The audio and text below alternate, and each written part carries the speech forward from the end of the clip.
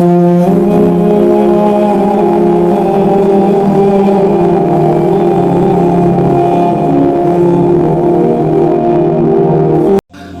میں یہ بھی آتا کہ اصفہان سے 70,000 یہودی دجال کا ساتھ دیں گے.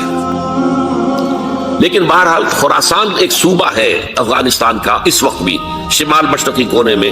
مجھے امید ہے وہاں سے خیر کی، کیونکہ خراسان کا لفظ وہاں پہ شامل ہے. اور حضور کی حدیث میں بعد میں آپ کو سناؤں گا کہ خراسان سے فوجیں چلیں گی جو یروشلم کو دوبارہ حاصل کریں گی، فتح کریں گی. جیسے پہلے یروشلم کھویا عربوں نے تھا، دوبارہ حاصل کیا تھا کرد نے، کرد خون صلاح الدین ایوبی رحمۃ اللہ علیہ، ایسے اب پھر عربوں نے کھویا ہے. لیکن لینے والے خراسان سے لشکر آئیں گے. یخرج من خراسان رایات سود لا یردها شیء حتی تنصب بإیلیا. خراسان کے علاقے سے کالے علم لے کر لشکر چلیں گے جن کے رخ کو کوئی موڑ نہیں سکے گا جب تک کہ وہ جا کر یروشلم میں نصب ہو جائے.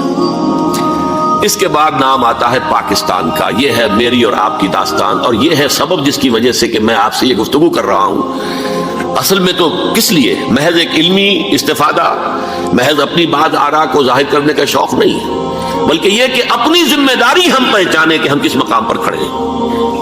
دیکھیے اس پاکستان کے بارے میں یا ہندوستان کے بارے میں علامہ اقبال نے کہا تھا اپنے ترانہ ملی میں، میر عرب کو آئی ٹھنڈی ہوا جہاں سے، میرا وطن وہی ہے، میرا وطن وہی ہے. اور مجھے بتایا گیا کہ سنن ابی داؤد میں یہ روایت موجود ہے کہ حضور نے فرمایا کہ ہندوستان کی طرف سے مجھے ٹھنڈی ہوا آتی ہے. اگرچہ مجھے وہ حدیث ابھی نہیں ملی ہے، لیکن حزب التحریر کا ایک کارڈ مجھے ملا تھا، تو اس میں اس حدیث کا اور اس میں ابو داؤد کا روایت کا حوالہ موجود تھا. لیکن میں جو چیز آپ کو بتا چکا ہوں وہ یہ کہ الف ثانی کا پورا تجدیدی کارنامہ اس ہندوستان کی سرزمین میں ہوا. مجدد الف ثانی شیخ احمد سرندی، شاہ ولی اللہ دہلوی، سید احمد بریلوی، وہ تو ہمارے پاکستان میں آ کر جو ہے ان کا خون جذب ہوا ارض پاکستان میں. پھر شیخ الہند مولانا محمود حسن. تحریک خلافت چلی تو صرف ہندوستان میں چلی اور کہیں نہیں چلی. آزادی کی تحریک چلی پوری دنیا میں، وہ نیشنلزم کی بنیاد پر چلی، ملے نیشنلزم، عرب نیشنلزم، ترک نیشنلزم. ہمارے ہاں چلی تو اسلام کے نام پر. پاکستان کا مطلب کیا؟ لا الہ الا اللہ. پھر پاکستان قائم ہوا معجزے کے طور پر، بلکہ نازل ہوا ہے لیلۃ القدر میں. انا انزلناہ فی لیلۃ القدر. جیسے قرآن نازل ہوا لیلۃ القدر میں، یہ پاکستان بھی نازل ہوا لیلۃ القدر میں. اس کا برقرار رہنا ابھی تک معجزہ ہے. ہندو یہ سمجھتا تھا، کانگریس سمجھتی تھی کہ جھٹپٹ ختم ہو جائے گا.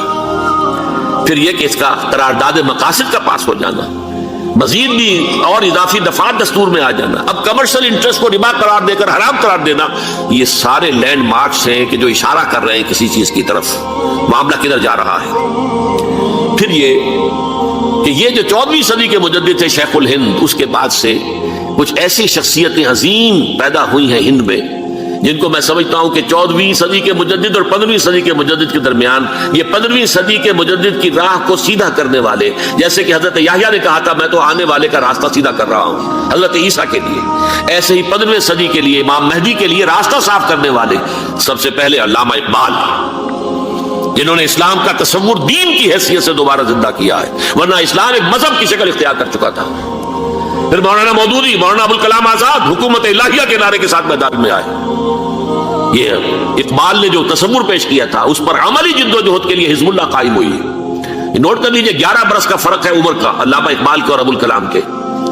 اور 1913 میں جب حزب اللہ قائم کیا اس وقت علامہ اقبال کی ملی شاعری اپنے عروج کو پہنچ چکی تھی. پھر یہ کہ علامہ اقبال کے بعد تعمیل جو ہے اس کام کی وہ ابوالکلام نے کی، لیکن روایتی علماء نے کی شدید مخالفت کی وجہ سے وہ بدل ہو کر چھوڑ گئے، کانگریس میں شامل ہو گئے، بساط جو ہے حزب اللہ کی انہوں نے لپیٹ دی. پھر مولانا مودودی آئے، انہوں نے وہ ڈور جو ہے اس کا سرا تھاما، جماعت اسلامی قائم کی حکومت الہیہ ہی کے قیام کے لیے. اگرچہ میرے نزدیک یہ کہ وہ انتخابی اور ایک قومی سیاست کی ایک جماعت بن کر پاکستان میں جو ہے دلدل میں پھنس گئی ہے. اب ہم اس کی کوشش کر رہے ہیں، تنظیم اسلامی اور یہ تحریک خلافت جس کے تحت یہ جلسہ ہو رہا ہے، یہ ساری چیزیں وہ ہیں کہ آپ کو سوائے پاکستان کے اور کہیں نہیں ملیں گی پوری دنیا میں. معلوم ہوتا ہے کہ پاکستان کو بہت بڑا رول پلے کرنا ہے اس میں. اور اس کے ساتھ اب جمع کر لیجئے افغانستان کی عمارت افغانستان، اسلامی عمارت افغانستان قائم ہو چکی ہے. یہ پچھلے 20 سالوں میں جو کچھ وہاں ہوتا رہا ہے اس سے پہلے تصور نہیں ہو سکتا تھا. علامہ اقبال کے فرزند بھی دیکھ کر آئے ہیں، تو اگرچہ وہ خود میں سمجھتا ہوں کہ خاصے انہیں آپ لبرل کہیں، آزاد خیال کہیں، لیکن اس درجے متاثر ہو کر آئے تھے کہ انہوں نے یہ کہا افغانستان میں جو میں نے حالات دیکھے ہیں کہ اگر 2-4 اور مسلمان ملکوں کے اندر یہ نظام قائم ہو جائے تو پوری دنیا مسلمان ہو جائے گی۔ یہ سب کچھ کیسے ہو رہا ہے؟ یہ آنے والے دور کی جھلکیاں ہیں۔ Coming events are casting their shadows before. یہ سب بتا رہے ہیں کہ پاکستان افغانستان کو مل کر اس میں کوئی عظیم رول پلے کرنا ہے۔ اور اس کے ضمن میں اب میں علامہ اقبال کے بارے میں آخری بات کہہ رہا ہوں۔ علامہ اقبال کے بارے میں عام یہ خیال ہے، انہوں نے اپنے خطبات میں مہدی کا اور نزول مسیح کا، حالانکہ میں کل پڑھ رہا تھا مولانا سعید احمد اکبر آبادی رحمۃ اللہ علیہ کا ایک مقالہ ان کا کہ علامہ اقبال نے ابن خلدون کے بارے میں یہ کہا ہے کہ مہدی کا اور نزول عیسیٰ کا دونوں کا انہوں نے انکار کیا ہے، حالانکہ ابن خلدون نے نزول عیسیٰ کا انکار نہیں کیا، صرف مہدی کا انکار کیا ہے۔ بہرحال علامہ اقبال نے خطبات میں انکار کیا ہے، لیکن یہ کہ اپنی شاعری کے اندر میں چیلنج کرتا ہوں کسی بڑے سے بڑے اقبال شناس کو، ان کا یہ شعر ذرا سنیے۔ خضر وقت از خلوت دشت حجاز آید بروں، کارواں زی وادی دور و دراز آید بروں۔ خضر وقت، امام وقت، رہنمائے وقت، قائد وقت، خلوت دشت حجاز، حجاز کی صحرا کی کسی خلوت گزینی سے نکل کر باہر آئیں گے۔ میں حیران ہوتا ہوں علامہ کے اس فکر پر اور اس مصرے پر۔ یہاں انہوں نے شیعہ اور سنی دونوں کے کانسیپٹ جمع کر دیے۔ شیعہ کا کانسیپٹ یہ چھپے ہوئے کسی غار میں وہاں سے برآمد ہوں گے، اور ہمارا کانسیپٹ میں ام سلمہ رضی اللہ تعالیٰ عنہ کی حدیث سنا چکا، چھپے ہوئے ہوں گے وہ وہاں پر، مدینہ سے نکل کر آ کر مکے میں چھپ جائیں گے۔ اس خانہ جنگی کی حالت میں لوگ ان کی طرف دیکھ رہے ہوں گے، سوچتے ہوں گے انہیں میدان میں آنا چاہیے، کوئی پارٹ پلے کرنا چاہیے، امت کی رہنمائی کرنی چاہیے، لیکن وہ چھپیں گے، وہ کارے ہوں گے، وہ اس ذمہ داری کو قبول نہیں کرنا چاہیں گے، جا کے چھپ جائیں گے مکے میں، وہاں سے مکے والے انہیں نکالیں گے، اور وہ کارے ہوں گے، انہیں بالکل یہ پسند نہیں ہوگا کہ یہ ذمہ داری اٹھائیں۔ تو خضر وقت از خلوت دشت حجاز آیت بروں، کارواں زی وادی دور و دراز آیت بروں۔ کارواں جو چلے گا ان کی مدد کے لیے اس وادی دور و دراز، اس زی عظیم وادی دور و دراز، یہ وادی سندھ ہے۔ وادی سندھ جو ہے ہم سمجھتے ہیں کہ صرف یہ پاکستان اور پنجاب جو ہے یہ اس میں شامل ہے، سندھ اور پنجاب نہیں، افغانستان کا پورا مشرقی علاقہ اس میں شامل ہے۔ جیسے دریائے جہلم سندھ میں جا رہا ہے، جیسے دریائے گلگت سندھ میں آ کر ملتا ہے، جیسے دریائے چناب اور راوی اور جہلم اور یہ سب جا رہے ہیں اور آ رہے ہیں، اسی طرح دریائے کابل کہاں سے آ رہا ہے، دریائے گومل کہاں سے آ رہا ہے، ٹوچی کہاں سے آ رہا ہے، یہ سارا جو ہے ڈرین جو ہو رہا ہے ایسٹرن جو ہے پارٹ آف افغانستان، یہ سب وادی ہے۔ اس وادی کے یہ دو حصے ہیں، ایک حصہ جو ہے یہ ادھر پاکستان میں ہے اور اسی وادی کا دوسرا حصہ جو ہے وہ افغانستان میں ہے۔ کارواں زی وادی دور و دراز آیت بروں، کارواں چلے گا یہاں سے، یخرج ناس من المشرق یؤتون للمہدی، یعنی سلطان ہی مشرق سے فوجیں چلیں گی کہ جو مہدی کی حکومت قائم کریں گی، اور یخرج من خراسان رایات و سود، اور خراسان سے سیاہ پرچم چلیں گے کہ جن کا رخ کوئی موڑ نہیں سکے گا، حتیٰ تنصب بیلیا، یہاں تک کہ وہ جا کر یروشلم کے اندر نصب ہو جائیں گے۔ حضرات، میں ایک میری گفتگو کا حصہ باقی تھا لیکن میں اسے چھوڑ رہا ہوں، اس لیے کہ گلوبلائزیشن جو اس کی ہوگی، جو خلافت علی منہاج النبوہ کی تجدید کامل حضرت مہدی کے ہاتھوں عرب میں ہوگی، اس سے پہلے اس کے لیے محنت، کوشش، جد و جہد پاکستان اور افغانستان میں ہو چکی ہوگی جو اسے سپورٹ کرے گی اور وہاں جا کر حکومت قائم کرے گی۔ اس کے بعد گلوبلائزیشن کا جو مرحلہ اس کا ہے وہ حضرت مہدی کے ہاتھوں نہیں ہے، وہ حضرت عیسیٰ ابن مریم ان کے نزول کے بعد ہے، جن کے نزول کے بعد دجال کا خاتمہ ہوگا اور یہودیوں کا استحصال ہوگا۔ مسلمانوں پر بھی بڑی تکالیف عربوں پر آئیں گی، شدائد آئیں گے، لیکن یہ وہ میں حصہ ملتوی رکھتا ہوں کسی دوسری محفل اور کسی دوسری مجلس اور نشست پر۔ اب میں آپ کو ذرا اس جو انسانوں میں سے انسان دشمنی کا جن کا سب سے بڑا رول ہے، میں ان کی 2000 سالہ تاریخ کا آپ کے سامنے نقشہ رکھنا چاہتا ہوں۔ ان 1400 سال کا تو میں نے صرف 4 آپ کو پوائنٹس بتائے، موسیٰ سے عیسیٰ تک 1400 برس علیہ الصلوۃ والسلام، 2 مرتبہ عروج، 2 مرتبہ زوال، اشیریوں کے ہاتھوں پٹوائی، بابلیوں کے ہاتھوں پٹانا، گریکس کے ہاتھوں مرمت، رومنس کے ہاتھوں مرمت۔ یہ جو 2000 سال ہے، کیونکہ اب تو ظاہر بات ہے 21ویں صدی شروع ہو گئی، 20 صدیاں حضرت مسیح کو پوری ہو گئی۔ پہلی بات نوٹ کیجئے، حضرت مسیح کی پیدائش ہے سن 1 قبل مسیح، یہ نقطہ آپ نے کبھی سنا ہے یا نہیں؟ جب ملینیم کا سلسلہ شروع ہوا تھا پچھلے سال تو میں نے بیان کر دیا تھا کہ ایک عجیب حساب کے اندر انہوں نے غلطی کی ہوئی ہے. حضرت مسیح کی پیدائش ہوئی 25 دسمبر کو. سن انہوں نے شروع کر دیا تو اس کے بعد جنوری آئی تو پہلا سال شروع ہو گیا. اگر جنوری سے پہلا سال شروع ہوا تو یہ 6 دن جو ہے تو اس کے پچھلے سال میں تھے.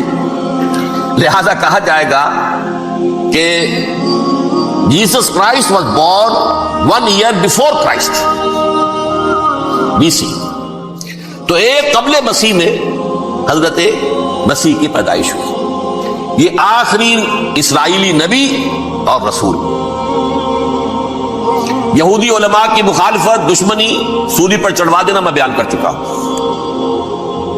سن 33 عیسوی میں جبکہ حضرت مسیح کی عمر 33 برس تھی اللہ تعالیٰ نے انہیں زندہ آسمان پر اٹھا لیا. لیکن یہودیوں نے اپنے خیال کے مطابق انہیں سولی پر چڑھوا دیا. ان کی موت واقع ہو گئی. اگرچہ اس کے بعد یہ اختلاف ہے ان میں. یہودی کہتے ہیں وہ سولی پر چڑھ گیا ختم ہوا مر گیا. عیسائی کہتے ہیں نہیں انتقال ہوا ہے مسیح کا صلیب پر لیکن پھر وہ دوبارہ زندہ ہو گئے ہیں. ان کی لاش ایک غار میں رکھ دی گئی تھی وہاں ریزریکشن ہو گیا. ان کا باعث بعد الموت وہی ہو گیا اور پھر انہیں اللہ نے زندہ آسمان پر اٹھا لیا. تو ہمارے اور عیسائیوں کے درمیان نوٹ کر لیجئے یہ چیز مشترک ہے کہ حضرت مسیح آسمان پر زندہ اٹھائے گئے. فرق کیا ہے؟ وہ سمجھتے ہیں کہ سولی دیے گئے سولی پر مرے پھر زندہ ہوئے پھر گئے. ہم سمجھتے ہیں کہ نہیں وما صلبوہ وما قتلوہ انہوں نے نہ صلیب دے سکے انہیں اور نہ انہیں قتل کر سکے بل رفعہ اللہ الیہ اللہ نے اٹھا لیا. پھر ہمارا اور یہ اس کا عیسائیوں کا ایک اور اتفاق ہے سیکنڈ کمنگ آف جیسس حضرت مسیح دوبارہ آئیں گے. یہ عیسائیوں کا بھی عقیدہ ہے اور ہمارا بھی. بہرحال تو جیسا کہ میں نے عرض کیا کہ اس وقت یہ عذاب استیصال عذاب اکبر کے مستحق ہو چکے تھے لیکن اللہ نے ان کی مدت دراز کی ہے. لیکن ان پر دنیاوی عذاب کا ایک کوڑا جو ہے اللہ تعالیٰ کی طرف سے اسی وقت برسا. دنیاوی عذاب دنیا میں رہتے ہوئے ختم نہیں کیا. 37 برس بعد حضرت مسیح کے رفع سماوی کے 37 برس بعد سن 70 میں یہودیوں نے بغاوت کی رومیوں کے خلاف. رومی ٹائٹس جنرل تھا ایک اس نے پھر جو حملہ کیا ہے 1,33,000 یہودی ایک دن میں قتل کیا یروشلم میں اور ہیکل سلیمانی گرا دیا. وہ ہیکل پہلے بھی گرا تھا پہلے 1400 سال کے دوران میں بھی نبوکدنضر نے گرایا تھا لیکن پھر اس کے 150 سال بعد انہوں نے دوبارہ بنا لیا تھا. اس لیے وہ اسے سیکنڈ ٹیمپل کہتے ہیں. پہلا ٹیمپل جو حضرت سلیمان نے بنایا تھا نبوکدنضر نے گرا دیا 587 قبل مسیح میں پھر دوبارہ انہوں نے 150 سال کے بعد بنا لیا. وہ اس تاریخ کا حصہ ہے میں نے جس کے بارے میں آپ کو تفصیل نہیں بتائی. اس میں یہ ہوا سن 70 میں وہ گرا دیا گیا وہ آج تک گرا پڑا ہوا ہے. نمبر 2 یہ کہہ دیا گیا کہ یہودیوں اس ارض فلسطین سے نکل جاؤ تم یہاں نہیں رہ سکتے. لہذا جس کا جہاں سینگ سمایا چلا گیا. یورپ میں چلے گئے ایشیا میں آ گئے عرب میں آ گئے. یہ 3 قبیلے جو رات بھی میں نے عرض کیا تھا بنو قینقاع بنو نذیر اور بنو قریظہ یہ وہاں سے آ کے مدینے میں آباد ہو گئے. جس کا جہاں سینگ سمایا افریقہ میں ہندوستان میں جہاں چلے گئے. ڈایاسپورا اسے کہتے ہیں وہ آپ نوٹ کر لیجیے اس لفظ ڈایاسپورا. ہمارا دور انتشار جبکہ ہمیں ہماری اصل سرزمین تو فلسطین ہے. حضرت ابراہیم کا مسکن حضرت اسحاق حضرت یعقوب کا مسکن فلسطین یہ ہے ہماری اصل جاگیر. یہ تو ہماری جدی پشتی جاگیر ہے لیکن یہاں سے نکال دیے گئے سن 70 عیسوی میں اور وہاں سے لے کے 1917 تک ان کا ڈایاسپورا جاری رہا. یہ دور انتشار. اس دور انتشار کے چند حصے ہیں جس کو میں چاہتا ہوں کہ آپ علیحدہ علیحدہ سمجھ لیں. دور انتشار کا جو پہلا جو ہے تقریباً 300 برس رومی حکمران تھے. وہ یہودیوں کے بھی دشمن تھے اور عیسائیوں کے بھی دشمن تھے. عیسائی اور یہودی ایک دوسرے کے بھی دشمن تھے لیکن رومی سمجھتے تھے کہ یہ ایک ہی تھیلی کے چٹے بٹے ہیں. رومیوں کے نزدیک عیسائی بھی یہودیوں ہی کا ایک فرقہ تھے کوئی علیحدہ مذہب تو تھا ہی نہیں. لہذا رومی جو ہیں رومنز وہ ان دونوں کو ستاتے تھے مارتے تھے اور یہ آپس میں لڑتے تھے. یہودی عیسائیوں کو مارتے تھے عیسائی یہودیوں کو مارتے تھے. یہ ہے 300 برس تک کی تاریخ. سن 300 عیسوی میں کیا ہوا ایک معجزہ ہو گیا. بہت عظیم ایمپرر کانسٹینٹائن قسطنطین اعظم، رومن ایمپررز میں سے بہت بڑا ایمپرر، وہ عیسائی ہو گئے۔ اب تو معاملہ بالکل تلپٹ ہو گیا، پوری سلطنت عیسائی ہو گئی۔ اب عیسائیوں کے عیش ہو گئے اور یہودیوں پہ مار پڑنی شروع ہوئی۔ اب عیسائیوں کا آپ خود سوچئے کہ جنہیں وہ خدا بنا بیٹھے ہیں، خدا کا بیٹا قرار دے رہے ہیں، ان کے قاتل کون؟ یہودی بدماش۔ لہذا ان کی وہ پٹائی شروع ہوئی ہے یورپ میں، پوری رومن امپائر میں، انہیں ذلیل کیا گیا، شہروں میں آمد بند، علیحدہ رہو، گھیٹوز کے اندر رہو۔ یہودی کا نام جو ہے وہ گالی بن گیا، جیسے آج بھی یہودی گالی کہتے ہیں، جیسے خنزیر کا لفظ، آخر وہ بھی اللہ کی مخلوق ہے، لیکن آپ کو معلوم ہے کوئی شخص زبان پر نام نہیں لانا چاہتا خنزیر کا، سور کا، ہے تو مخلوق، وہ بھی ایک حیوان ہے۔ ایسے ہی ہے یہودی گالی، جیوٹ گالی۔ لہذا ایک طرف تو ان دونوں کے درمیان دشمنی، جس کو قرآن کہتا ہے وَأَغْرَيْنَا بَيْنَهُمُ الْعَدَاوَةَ وَالْبَغْضَاءَ، ہم نے ان کے مابین دشمنی جو ہے پیدا کر دی ہے۔ اور جب یہ پوری سلطنت عیسائی ہو گئی تو قافیہ تنگ ہو گیا یہودیوں کا۔ اب آئیے 571 عیسوی، یعنی جبکہ ڈائسپورا کو کتنا عرصہ ہو چکا تھا؟ 500 برس۔ سن 70 سے شروع ہوا ڈائسپورا، جب ٹائٹس نے گرایا ہے ہیکل کو اور نکال باہر کیا انہیں فلسطین سے، بھاگ جاؤ یہاں ایک یہودی بھی نہیں رہے گا، فلسطین سے نکال دیے۔ اس کے پورے 500 برس بعد سن 571 عیسوی میں حضور کی پیدائش ہوئی، ولادت باسعادت محمد رسول اللہ صلی اللہ علیہ وسلم۔ 610 میں آپ پر وحی کا آغاز ہوا، لیکن حضور کے ساتھ ان کا معاملہ کیا رہا؟ اول تو جبکہ حضور ابھی مکے ہی میں تھے، یہودیوں نے ریشہ دوانیاں شروع کر دی حضور کے خلاف۔ قریش مکہ کو سکھاتے تھے، پڑھاتے تھے، ان سے یہ پوچھو، ان سے یہ پوچھو، انہیں اس طرح تنگ کرو، ان سے یہ امتحان لو، یہ آپ کے علم میں ہے۔ سورہ بنی اسرائیل میں، سورہ کہف میں وہ سوالات، جو امتحانی سوالات آئے تھے، ذوالقرنین کون تھا، اصحاب کہف کون تھے، تم رسول بنے پھرتے ہو تو بتاؤ، اور یہ روح کی حقیقت کیا بتاؤ۔ یہ ساری ریشہ دوانیاں کر رہے تھے بیٹھے ہوئے، ابھی وہیں پر حضور ابھی پہنچے بھی نہیں۔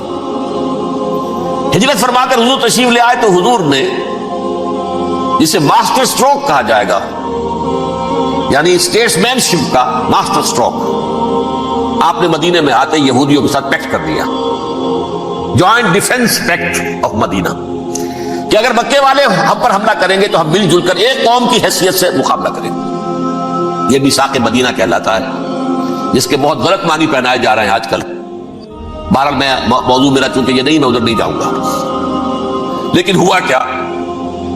ہر مرتبہ یہ خیانت کے مرتکب ہوئے، ان نے جو عہد کیے تھے ان سے پھرے، اندر ہی اندر سازش، ریشہ دوانی، حضور کی بدترین دشمنی۔ سورہ نساء کی آیت نمبر 12 میں 14 میں 13 میں فرمایا ہے لا تزال تطلع علی خائنۃ منہم، اے نبی ہمیشہ آپ کے علم میں ان کی طرف سے خیانتیں، بددیانتیاں آتی رہیں گی، اور بار بار وہ مسلسل جنگ کی آگ بھڑکاتے تھے۔ قریش کو دعوت دیتے، آؤ آؤ آؤ، ہم اندر سے بغاوت کر دیں گے، تم آؤ تو صحیح، ختم کریں محمد کو اور اہل ایمان کو صلی اللہ علیہ وسلم رضی اللہ تعالیٰ عنہ اجمعین۔ لیکن پھر جب وہ آتے تھے تو یہ دبک جاتے تھے، ان میں ہمت نہیں تھی، میدان کے مرد نہیں رہے تھے۔ یہ سورہ حشر میں ان کا نقشہ کھینچا گیا ہے، کھلے میدان میں مقابلے کی اس کے اندر صلاحیت ہی نہیں ہے۔ یہ تو فصیلوں کے پیچھے سے، جیسے عورتیں کہیں دیہات میں لڑائی ہوتی ہے تو مرد جو ہے گلیوں میں لڑتے ہیں، عورتیں اوپر سے پتھر پھینکتی ہیں، بس وہ کام یہ کر سکتے تھے، من ورائے جدر، فصیلوں کے پیچھے سے، جنگ میں میدان میں نہیں آ سکتے۔ بہرحال قرآن مجید میں ہے یہ سورہ مائدہ کی آیت نمبر 64، کلما اوقدوا نارا للحرب اطفاها اللہ، اکثر و بیشتر مواقع پر تو یہ جب آگ بھڑکاتے تھے جنگ کی، اللہ اسے بجھا دیتا تھا۔ لیکن بہرحال اس کے باوجود جنگیں ہوئی، غزوہ بدر، غزوہ احد ہوئی کہ نہیں؟ یہ ساری اس اصل شرارت نہیں، اور اس کے نتیجے میں حضور نے پھر ایک ایک کر کے 3 قبیلوں کو سزا دی۔ غزوہ بدر کے فوراً بعد بنو قینقاع نکالے گئے مدینے سے، غزوہ احد کے فوراً بعد بنو نذیر نکالے گئے، اور غزوہ احزاب کے بعد بنو قریظہ نکال دیے گئے۔ یہ تو میں نے آپ کے سامنے رکھ دیا صرف حضور کے زمانے میں ان کا کیا رویہ رہا، دشمن۔ رات بھی ہم نے وہ آیت پڑھی تھی، لَتَجِدَنَّ أَشَدَّ النَّاسِ عَدَاوَةً لِلَّذِينَ آمَنُوا الْيَهُودُ وَالَّذِينَ أَشْرَكُوا، اہل ایمان کی دشمنی میں شدید ترین تم پاؤ گے یہودیوں کو اور مشرکین بھی بعد میں ہے، پہلے یہودی۔ حضور کے بعد کیا ہوا اب یہ نوٹ کیجئے، یہ ان کی تاریخ کا دوسرا دور ہے۔ حضرت عمر رضی اللہ تعالیٰ عنہ قائد خلافت ہے، بیت المقدس کا محاصرہ کیا گیا، فصیل بڑی اونچی، شہر اندر سے سیلف سفیشنٹ، حملے کا راستہ کوئی نہیں، محاصرہ طول کھینچ رہا ہے، لیکن ان کے پاس رسد بھی موجود ہے، پانی بھی موجود ہے، وہ دروازے بند کر کے بیٹھے ہوئے۔ بالآخر اللہ تعالیٰ کی مشیت کا ظہور کیسے ہوا؟ ان کے کچھ علماء آئے فصیل پر، کہا دیکھو مسلمانوں، تم قیامت تک بھی یہاں پڑے رہو گے محاصرہ کر کے، ہمارا یہ شہر فتح نہیں ہوگا۔ ہاں ایک درویش بادشاہ کے ہاتھوں یہ شہر فتح ہونا ہے، لیکن تمہارے اندر ہمیں وہ نظر نہیں آ رہا۔ ابو عبیدہ بن الجراح رضی اللہ تعالی عنہ امین هذه الامہ، ان کا فوراً ذہن گیا وہ درویش بادشاہ مدینے میں بیٹھا ہوا ہے، عمر رضی اللہ تعالی۔ اب ایک اور عمر بھی ہے جو قندھار میں بیٹھا ہے، نقشہ وہی ہے، سادگی کی حد تک نقشہ وہی ہے، بالکل وہی، اپنی آنکھوں سے دیکھا وہی سادگی۔ عمر اول عمر ثانی تھے عمر بن عبد العزیز۔ اب ایک اللہ کے فضل سے اللہ تعالیٰ ایدہ اللہ بنصرتہ، اللہ تعالیٰ ان کی نصرت فرمائے، دشمنوں کو ان کے مقابلے میں نیست و نابود کرے۔ انہوں نے ریکویسٹ بھیج دی کہ حضور تشریف لائیے، یہ شہر فتح ہو جائے گا۔ وہ ہے سفر تاریخی، اتنا طویل سفر، تقریباً 700 میل، ایک اونٹ، ایک خادم، ایک منزل پہ امیر المومنین اوپر بیٹھے، خادم آگے چل رہا ہے، اگلی منزل پہ خادم اوپر بیٹھا ہے، امیر المومنین آگے جا رہا ہے۔ اور جب پہنچے ہیں تو وہ باری تھی خادم کی، انہیں ہاتھ جوڑ دیا، حضور خدا کے لیے تم کیا کہیں گے لوگ، وہ میرا برا حال کر دیں گے، تمہیں شرم نہیں آئی؟ امیر المومنین پیدل آگے چل رہے ہیں، نکیل پکڑ کر، اور تم بیٹھے ہو اوپر براجمان ہو۔ حضرت عمر فرمایا دور نہیں، باری تمہاری ہے، بیٹھ۔ اس حال میں پہنچے، اور پھر یہ کہ ابو عبیدہ بن الجراح آئے ہیں، استقبال کیا ہے تو دیکھا ہے اس حال میں چلے آ رہے ہیں، عمر نکیل پکڑے ہوئے چلے آ رہے ہیں، اور کہتے ہیں کہ کہیں کیچڑ ویچڑ تھا، جوتے خراب ہو گئے تھے، وہ بھی اتار کے ہاتھ میں پکڑے ہوئے، کپڑے تو تھے ہی پھٹے ہوئے۔ انہوں نے کہا کہ حضرت ابو عبیدہ نے، دیکھیے یہ بڑا متمدن ملک ہے، بڑا مہذب علاقہ ہے یہ، آپ ذرا حلیہ اپنا دوست فرما لیں تب جا کے پیش ہم آپ کو کریں گے۔ آپ نے فرمایا نحن قوم اعزنا اللہ بالاسلام، ہم وہ قوم ہیں جنہیں اللہ نے عزت دی ہے اسلام کے ذریعے سے، کپڑوں کے ذریعے سے نہیں، دولت کے ذریعے سے نہیں۔ اسی حال میں گئے ہیں، اوپر سے انہوں نے کھڑے ہو کر نشانیاں دیکھی ہیں، اپنی کتابیں کھولی، ہاں یہ وہی ہے، اچھا لو جی سرنڈر، شہر تمہارے ہاتھ میں۔ خون کا ایک قطرہ نہیں بہا اور بیت المقدس فتح ہوا۔